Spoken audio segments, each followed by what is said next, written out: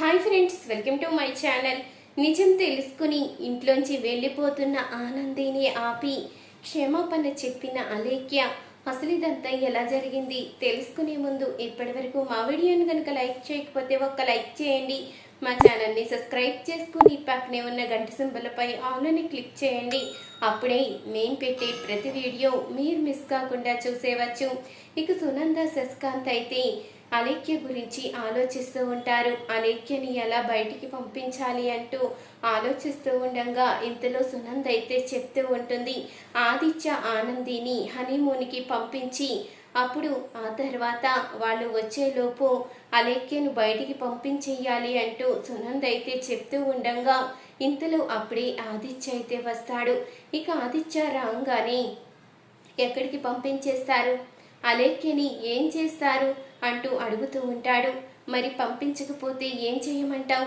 జీవితాంతం అలేఖ్యని ఇంట్లోనే పెట్టుకుని కూర్చుంటావా అంటూ సునంద అయితే అడుగుతూ ఉంటుంది. లేదు, నేను తనకి న్యాయం చెయ్యాలి అనుకుంటున్నాను. తను మన కారణంగానే నష్టపోయింది కాబట్టి తనకి గతం గుర్తొచ్చేంత వరకు తన బాధ్యత మనదే కదా, తనని ఇక్కడే ఉండేవ్వాలి అనుకుంటున్నాను అంటూ ఆదిత్య అనంగానే ఇంతలో సునంద అయితే చెప్తూ ఉంటుంది, మరి తనని ఇక్కడే ఉంచితే ఆనందికి ఏ సమాధానం చెప్తావు అంటూ అడుగుతూ ఉండగా ఏ సమాధానం చెప్పేదేముంది, తనకి మీరే నిజాన్ని చెప్పాలి.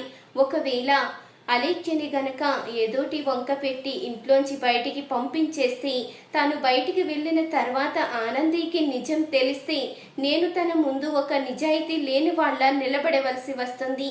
అలా నేను తన ముందు నిలబడలేను. నేను తనకి నిజం చెప్పాలి అనుకుంటున్నాను. నన్ను నిజం చెప్పకుండా మీరు ఆపారు కాబట్టి మీరే ఆనందికి నిజాన్ని చెప్పాలి అంటూ ఇక ఆదిత్య అయితే అడుగుతూ ఉంటాడు. అప్పుడే ఆనంది అయితే కిందకి వస్తుంది. ఇక వీళ్ళు ముగ్గురు మాట్లాడుకోవడం చూసి, ఏమైంది అత్తయ్య, ఎందుకు అంత టెన్షన్గా మాట్లాడుతున్నారు? ఉదయం నేను చేసింది పొరపాటే, కాదనడం లేదు. కానీ దివ్య గురించి ఏదైనా వివరాలు తెలిసిన తర్వాత మీకు చెప్పాలని అనుకున్నాను అత్తయ్య. ఇంకా మీరు ఆ విషయం గురించే టెన్షన్ పడుతూ ఉంటే ఏమీ అనుకోకండి, నన్ను క్షమించండి అంటూ ఇక ఆనంది చెప్పంగానే, అయ్యో లేదు ఆనంది, ఆ విషయం గురించి మాట్లాడుకోవడం లేదు, మామూలుగా బిజినెస్ విషయాల గురించే మాట్లాడుకుంటున్నాము అంటూ సునంద అయితే చెప్తూ ఉంటుంది. సరే అత్తయ్య అంటూ ఆనంది అనంగానే ఆదిత్య అయితే చెప్తూ ఉంటాడు, సరే మమ్మీ రేపు ఉదయాన్నే మాట్లాడుకుందాము అంటూ ఆదిత్య కూడా వచ్చేస్తాడు. ఇక ఆదిత్య అయితే ఆనందిని అడుగుతూ ఉంటాడు, ఏంటి ఆనంది, ఇంకా ఉదయం జరిగిన విషయం గురించే నువ్వు ఆలోచిస్తున్నావా అంటూ అనంగానే, అవును ఆదిత్య గారు, ఆ విషయం గురించే ఆలోచిస్తున్నాను. నా కారణంగా అత్తయ్య గారు ఆ ఎస్ఐకి క్షమాపణ చెప్పవలసి వచ్చింది. అక్కడ ఆ డాక్టర్ గారికి కూడా క్షమాపణ చెప్పవలసి వచ్చింది. ఇది నా కారణంగానే కదా. ఆ విషయమే తలుచుకుంటూ నేను చాలా గిల్టీగా ఫీల్ అవుతున్నాను అంటూ ఆనంది అయితే అనంగానే ఆ మాటకి ఆదిత్య అయితే చెప్తూ ఉంటాడు, నువ్వు ఫీల్ అవ్వవలసిన అవసరం లేదు ఆనంది. నువ్వు దివ్య భవిష్యత్తు గురించి ఆలోచించి ఈ నిర్ణయం తీసుకున్నావు. మరి అలాంటప్పుడు ఇక నువ్వు బాధపడవలసిన అవసరం ఏముంది చెప్పు? నువ్వు బాధపడవలసిన అవసరమే లేదు అంటూ చెప్తూ ఉండగానే ఇంతలో ఆనంది అయితే అంటూ ఉంటుంది, మీ మంచితనంతో మీరు ఎంతలా చెప్పినా నేను చేసింది తప్పే కదా, అందుకనే ఫీల్ అవుతున్నాను. సరే ఆదిత్య గారు, రేపు ఉదయమే మాట్లాడుకుందాము. నేను దివ్య దగ్గరికి వెళ్ళి పడుకుంటాను, మీరు మన రూమ్లో పడుకోండి అంటూ చెప్పి ఆనంది అయితే అక్కడి నుంచి వెళ్ళిపోతుంది. వెళ్ళిపోగానే ఇక ఇంతలో దివ్య అయితే చాలా సంతోషపడుతూ ఉంటుంది, మిమ్మల్ని ఇలాగే రోజు రోజుకి దూరం చేస్తాను. మీ ఇద్దరూ ఎప్పటికీ భార్యాభర్తలుగా ఒక్కటవ్వడానికే వీల్లేదు. నేనుండగా మీ ఇద్దరూ ఎప్పటికీ కూడా ఒక్కటవ్వలేరు అంటూ ఇక తన మనసులో అనుకుంటూ మురిసిపోతూ ఉంటుంది. అప్పుడే ఆనంది అయితే లోపలికి వస్తుంది. ఇక ఆనందిని చూసి, అక్క నువ్వు ఇక్కడికి వచ్చావేంటి అని అడుగుతూ ఉండగా, నేను నీ దగ్గరే కదా పడుకుంటున్నాను, మరి ఇక్కడికి వచ్చానని అడుగుతున్నావేంటి అంటూ ఆనంది అయితే చెప్తూ ఉంటుంది. ఏమీ లేదక్క, అంటే నా కారణంగా మీ ఇద్దరి మధ్య దూరం పెరుగుతుందని అందరూ అనుకుంటున్నారు. అందుకని నువ్వు వెళ్ళి బావగారి గదిలోనే పడుకో, నేను ఇక్కడే పడుకుంటాను అంటూ అనంగానే, లేదు లేదు దివ్య, ఎవరో ఏదో అనుకుంటున్నారని నీ బాధ్యత నేను వదిలేసుకోలేను. నువ్వు నా బాధ్యత.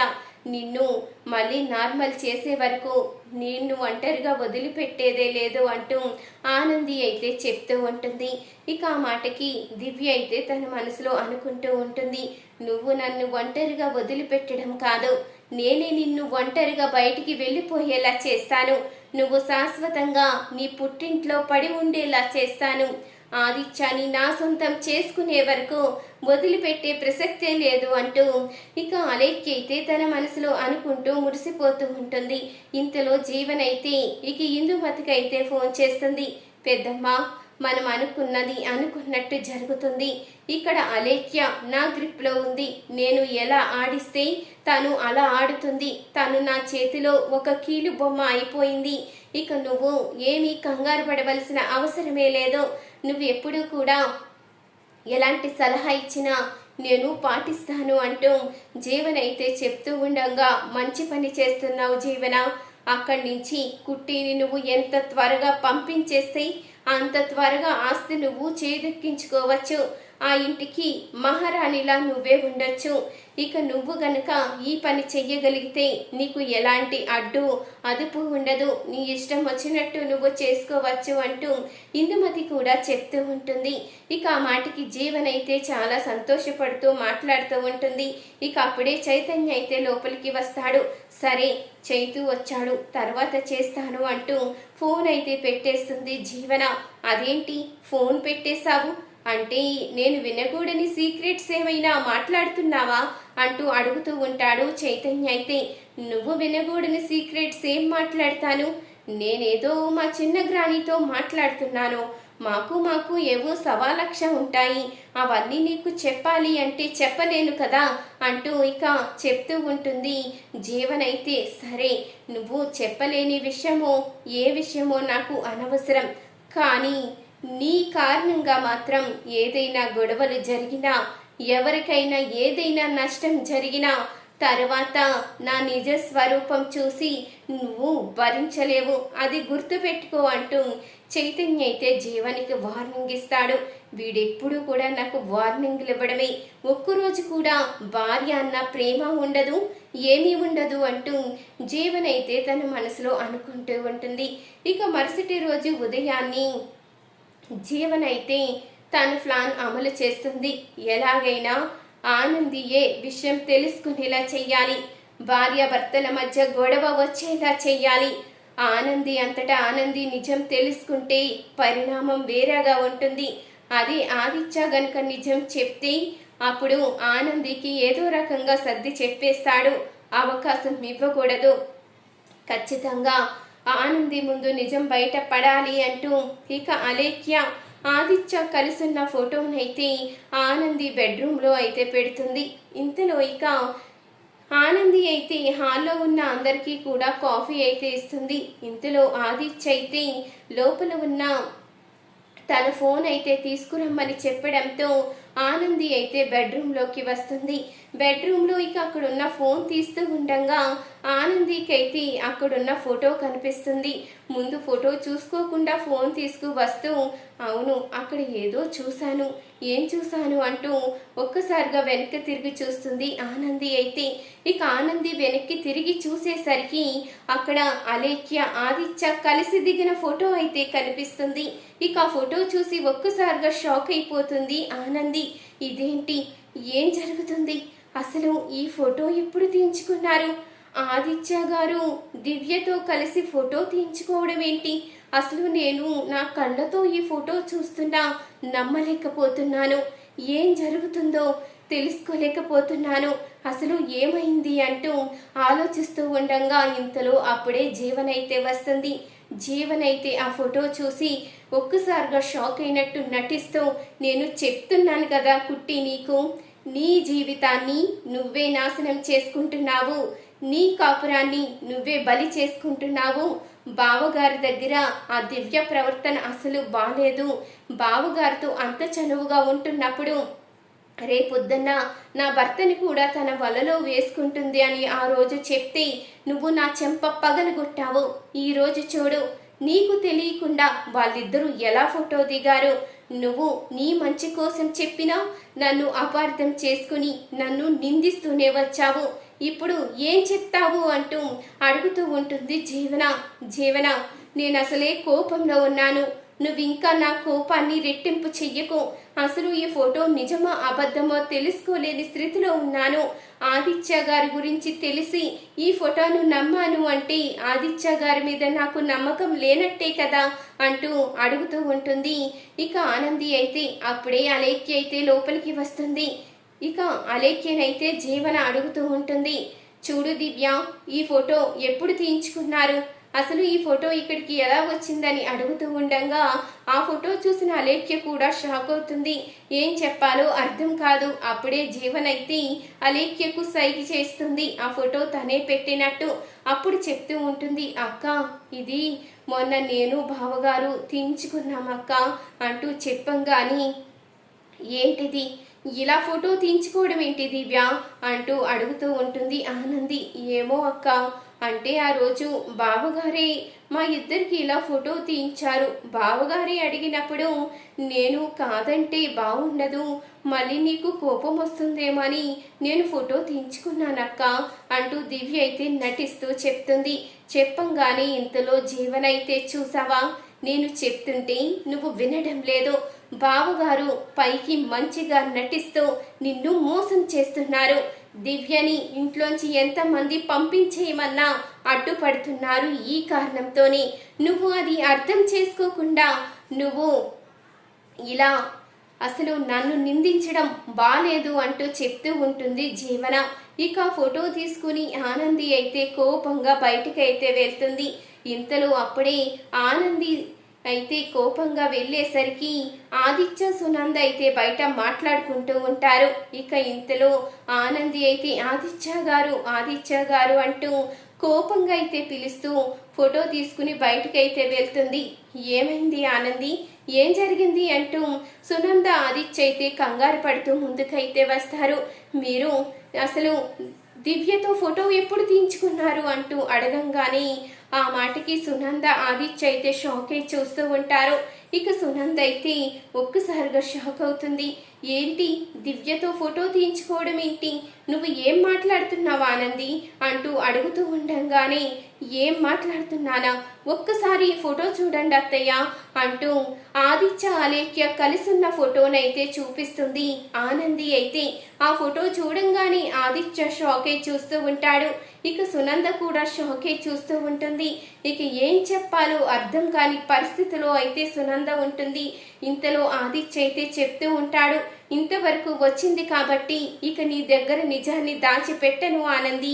నేను నాన్నకిచ్చిన మాట కోసమే ఈ నిజాన్ని నీ దగ్గర దాచిపెట్టాను. ఇప్పుడు చెప్తున్నాను విను. ఆ ఫోటోలో ఉన్న దివ్య ఎవరో కాదు, తన పేరు అలేఖ్య. తను నేను మన పెళ్లికి ముందే ప్రేమించుకున్నాము. మేమిద్దరం పెళ్లి చేసుకోవాలి అనుకున్నాము. కానీ నాకు యాక్సిడెంట్ అయిన కారణంగా మా ఇద్దరి పెళ్లి జరగలేదు. తనకి వేరే సంబంధం కుదిరింది. అప్పుడే మమ్మీ నాకు కూడా సంబంధం కుదిర్చి నీకు నాకు పెళ్లి చేసింది అంటూ జరిగిందైతే చెప్పంగానే ఇంతలో ఇక అప్పుడే దివ్య అయితే ముందుకు వస్తుంది. అక్క, ఇది నిజమా అక్క? నా పేరు అలేఖ్య. నేను బావగారిని ప్రేమించానా అంటే నిజం చెప్పాలి అంటే ఇప్పుడు బావగారు నా సొంతమే కదా. నువ్వు ఒకసారి అన్నావు కదా, నేను ఏదడిగితే అది ఇస్తానని. ఇప్పుడు అడుగుతున్నానక్క, నీ భర్తని నాకు ఇచ్చే అక్క. న్యాయంగా చూస్తే నీ భర్త నా సొంతమే కదా. నీకన్నా ముందుగానే నేను ప్రేమించాను కదా. నన్ను ఆదిత్య గారు ప్రేమించారు కదా. మరి అలాంటప్పుడు మా ఇద్దరికి హక్కు ఉంటుంది కదా. ఇన్ని రోజులు నీ పట్ల బావగారికి జాలి తప్ప ఇంకేమీ లేదు. మీ ఇద్దరు కూడా భార్యాభర్తలుగా కూడా ఒకటవ్వలేదని నాకు తెలుసక్క. అంటే ఇంకా బావగారి మనసులో నేనే ఉన్నానని అర్థమయ్యింది. ఇప్పటికైనా చెప్పక్క అంటూ అనగానే ఇంతలో జీవనైతే చెప్పాను కదా కుట్టి, నువ్వు పొరపాటు పడుతున్నావు. అలేఖ్యకి ఈ ఇంటికి ఏదో సంబంధం ఉందని చెప్తే నువ్వు ఎన్నిసార్లు చెప్పినా కోప్పడ్డావు, వినిపించుకోలేదు అంటూ అనగానే ఇంతలో ఇక ఆనంది అయితే ఎవరి మాటలు పట్టించుకోకుండా తన సూట్ కేసు అయితే కిందకి తీసుకువస్తుంది. సరే నేను ఇక్కడి నుంచి వెళ్ళిపోతున్నాను అనగానే ఇక అందరూ కూడా షాకే చూస్తూ ఉంటారు. ఇక జీవన అలేఖ్య మాత్రం చాలా సంతోషపడుతూ చూస్తూ ఉంటారు. ఆదిత్య గారు, ఇన్ని రోజులు మీ మనసులో నాకు చోటు లేదని నాకు అర్థం కాలేదు. మీ మనసులో నాకు చోటుందని అనుకోని కారణంగానే మీరు నన్ను భార్యగా ఒప్పుకోలేకపోతున్నారని అనుకున్నాను తప్ప మీ మనసులో వేరే అమ్మాయి ఉందని తెలుసుకోలేకపోయాను. మీ మనసులో నాకు చోటు లేదని తెలిసిన తర్వాత నేను ఇక్కడ ఎలా ఉండగలను ఆదిత్య గారు, వెళ్ళిపోతున్నాను అంటూ ఆనంది బయలుదేరంగానే ఆదిత్య అయితే ఆపేస్తాడు. ఆగు ఆనంది, నేను అలేఖ్యను ప్రేమించిన మాట నిజమే, కానీ ఇప్పుడు నిన్నే ప్రేమిస్తున్నాను. నువ్వు లేకుండా బ్రతకలేను. నువ్వు నన్ను వదిలేసి వెళ్ళిపోతే నేను ప్రాణాలతో ఉండలేను ఆనంది. నువ్వు నా ప్రాణం. నాకు ఇలా పునర్జన్మను ప్రసాదించింది నువ్వే. అలాంటి నిన్ను దూరం చేసుకుని అలేఖ్యను పెళ్ళెలా చేసుకుంటాను అనుకున్నావు? అలేఖ్యను ఇంట్లో ఉండివ్వడానికి కారణం ఏంటో తెలుసా? తను మన కారణంగా ఆ పరిస్థితికి వచ్చింది. తన జీవితానికి న్యాయం జరగాలి అని. మరి అలాంటప్పుడు నేను నిన్ను వదిలేసి తనని ఎలా మళ్ళీ పెళ్లి చేసుకుంటానని అపార్థం చేసుకుంటున్నావు? నా గురించి అర్థం చేసుకున్నది ఇంతేనా అంటూ ఆదిత్య అయితే అడుగుతూ ఉంటాడు. ఇక అప్పుడు అర్థమవుతుంది అలేఖ్యకి ఆదిత్య ఆనందిని ప్రేమిస్తున్నాడు. ఆదిత్య మనసులో తనకి చోటు లేదు అని. అంటే ఇన్ని రోజులు జీవన తనని మోసం చేసిందని అర్థమవుతుంది. ఇక ఇంతలో ఆనంది అయితే లేదు ఆదిత్య గారు, తను మిమ్మల్ని ప్రేమించింది. తనకి నేను మాటిచ్చాను, తను ఏది అడిగితే అది ఇస్తాను అని. న్యాయంగా చూస్తే తను అడిగింది కూడా నిజమే కదా. తనే మీ లైఫ్లోకి ముందొచ్చింది. మీరు నన్ను పెళ్లి చేసుకున్న కారణంగా నాకు అన్యాయం జరగకూడదని ఆలోచిస్తున్నారు. కానీ తనకి అన్యాయం జరుగుతుంది. నేను సహించలేను. నేను ఇక్కడ నుంచి వెళ్ళిపోతాను. ఇక్కడ అలేఖ్యకే ఉండే హక్కు ఉంది అంటూ ఇక ఆనంది అయితే వస్తూ ఉండగా అలేఖ్య అయితే ఆపేస్తుంది. ఆగాక, ఇన్ని రోజులు నిన్ను చాలా తప్పుగా అర్థం చేసుకున్నాను. ఇన్ని రోజులు నిన్ను అపార్థం చేసుకున్నాను. నువ్వు మంచిదానివి కాదని, ఆదిత్య జీవితంలోకి కేవలం ఆస్తి కోసమే వచ్చావని అనుకున్నాను. నాకు నిజానికి గతం గుర్తొచ్చిందక్క. నాకు ఆ రోజు హాస్పిటల్లోనే గతం గుర్తు వచ్చింది. నీకు ఆదిత్యకి ఎలాంటి సంబంధం లేదని, ఆదిత్య మనసులో నీకు చోటు లేదని, తన తల్లి తండ్రి బలవంతం మీదే నిన్ను భార్యగా ఒప్పుకున్నాడని తెలుసుకుని నేను ఆదిత్య జీవితంలోకి రావాలనుకున్నాను తప్ప తను నిన్ను ప్రేమిస్తున్నాడు అని తెలిసిన తర్వాత మీ ఇద్దరి మధ్యలోకి నేను ఎందుకు వస్తాను? మీ జీవితాన్ని ఎందుకు నాశనం చేస్తాను? ఇన్ని రోజులు నీ మంచితనం తెలుసుకోలేక తప్పు చేశాను. ఇక మీదట అలాంటి తప్పు చెయ్యనక్క, నన్ను క్షమించు. అసలు మీ ఇద్దరికీ కలిసి ఉండే హక్కు ఉంది, నాకు హక్కు లేదు. ఎందుకంటే ఆ రోజు ఆదిత్య ఆ పరిస్థితిలో ఉన్నప్పుడు నా తల్లి తండ్రి చెప్పిన మాట విని వాళ్ళు వెనకాల వెళ్ళిపోయాను. ఆ రోజే గనుక వాళ్ళని ఎదిరించి నీకులాగే ఆదిత్యకి సహాయం ఉండి ఆదిత్య తిరిగి నడిచేలా చేసుంటే నాకు ఆదిత్య మీద హక్కు ఉండేది. కానీ ఆదిత్య జీవితంలోకి నువ్వు తను నడిచేలా చేసి తనకి మళ్ళీ లైఫ్ని అందించావు. అలాంటప్పుడు నాకెందుకు హక్కు ఉంటుంది అక్క? ఆదిత్య మీద నీకే హక్కు ఉంటుంది. దయచేసి ఆదిత్య జీవితంలోంచి నువ్వు వెళ్ళిపోవద్దు. ఆదిత్య బాధపడితే నేను చూడలేను. ముఖ్యంగా నువ్వు బాధపడినా చూడలేను. నాకు యాక్సిడెంట్ అయిన తర్వాత నువ్వు దగ్గరుండి నాకు ట్రీట్మెంట్ చేయించి నన్ను ఒక సొంత చెల్లెల్లా చూసుకున్నావు. అలాంటి నిన్ను బాధ పెట్టడం మంచిది కాదు. ఇప్పటికే ఏ పాపం చేశానో, నేను ప్రాణంగా ప్రేమించిన ఆదిత్యాన్ని దూరం చేసుకున్నాను. ఇన్ని రోజులు నేనెవరో తెలియకుండా బ్రతికాను. ఇంకా నీ విషయంలో కూడా పాపం చేసి జన్మలకి నాకు అనుభవించలేని శిక్షలన్నీ పడతాయి. నేను ఇక మళ్ళీ తప్పు చెయ్యాలి అనుకోవడం లేదు. దయచేసి నువ్వు ఆదిత్య విడిపోవడానికి లేదు అంటూ ఇక ఆనందికైతే క్షమాపణ చెప్పి ఇక ఆనంది అయితే ఇంట్లోంచి వెళ్ళిపోకుండా ఆపేస్తుంది అలేఖ్య. చూసారు కదా ఫ్రెండ్స్, రాబోయే కథలో ఖచ్చితంగా ఇలాగే జరగబోతుంది. ఈ వీడియో గనుక మీకు నచ్చినట్లయితే ఒక్క లైక్ చేయండి. మా ఛానల్ని సబ్స్క్రైబ్ చేసుకుని పక్కనే ఉన్న గంట సింబలపై ఆల్ అని క్లిక్ చేయండి. అప్పుడే మేము పెట్టే ప్రతి వీడియో మీరు మిస్ కాకుండా చూసేవచ్చు.